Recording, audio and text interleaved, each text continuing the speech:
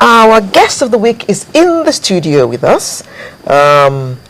She taught political science at Bucknell University before joining the Foreign Service in 1982, and her first assignment came that year as a consular officer in Kingston, Jamaica. She also has served in Nigeria, in Gambia, and in Kenya. It's my pleasure indeed to welcome Linda Thomas Greenfield, Secretary of State, Assistant Secretary of State, African Affairs. Good morning. Good morning. It's good to have you with us this morning. I am delighted to be here. And, well, you're not coming to Nigeria for the first time. Not at all. It is welcome back to Nigeria. Thank you. So what brings you to our neck of the woods? Well, it's my neck of the woods, too. As the Assistant Secretary for African Affairs in the Department of State, my responsibilities encompass all of sub-Saharan Africa. Nigeria is one of our largest partners in Africa, but particularly in West Africa.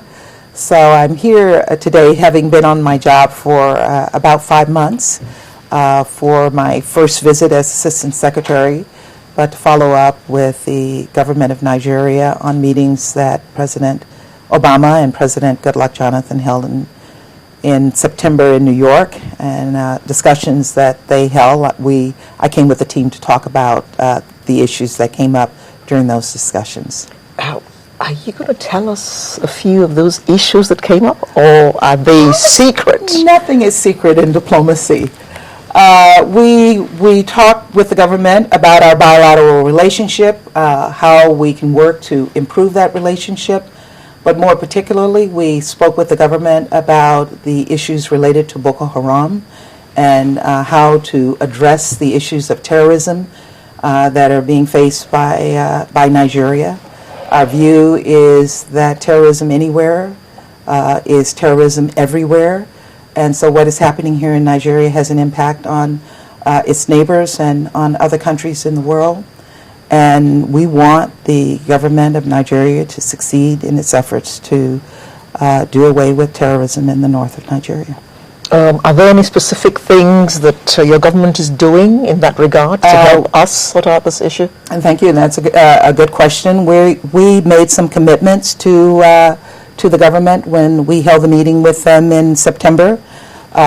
Several of those commitments related to cooperation with the government on providing some training and assistance to the military, particularly looking at how they can address counterinsurgencies, providing some advice based on our own experiences, good and bad, on dealing with counterinsurgencies, to work with the military to ensure that as it attacks terrorism in the north, that it is conscious of the impact on communities, and to ensure that human rights violations are not committed in an effort to end terrorism.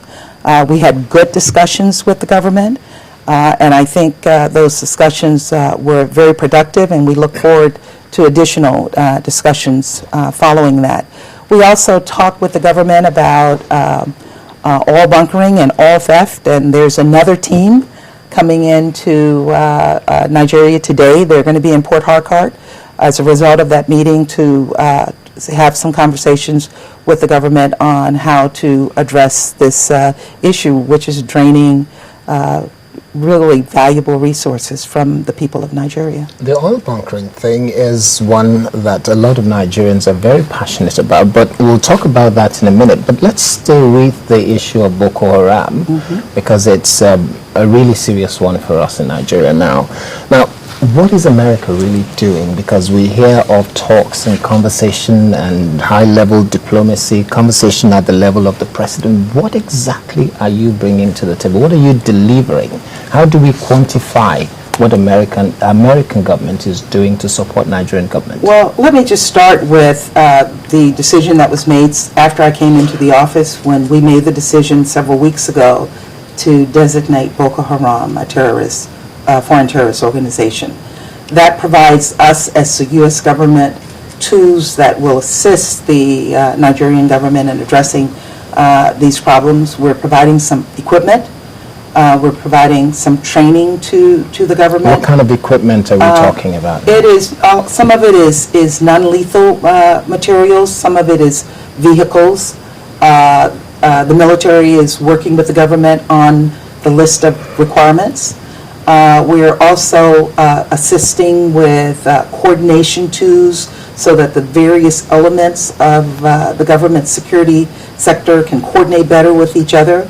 One of our major failures after 9/11 was the fact that our security agencies did not have communications that allowed them to communicate across agencies. So to work with how the government can better organize itself to communicate between the various security agencies who are dealing with this problem. One of the most highly criticized element of the functions of the Nigerian security agencies is being the issue of intelligence. In that area, what's America doing to help Nigeria? That is part of the package that we are working with the government on as well. And again, this is something that's still in process, and the discussions are still ongoing, but that is one of the areas that we're having discussions with the government.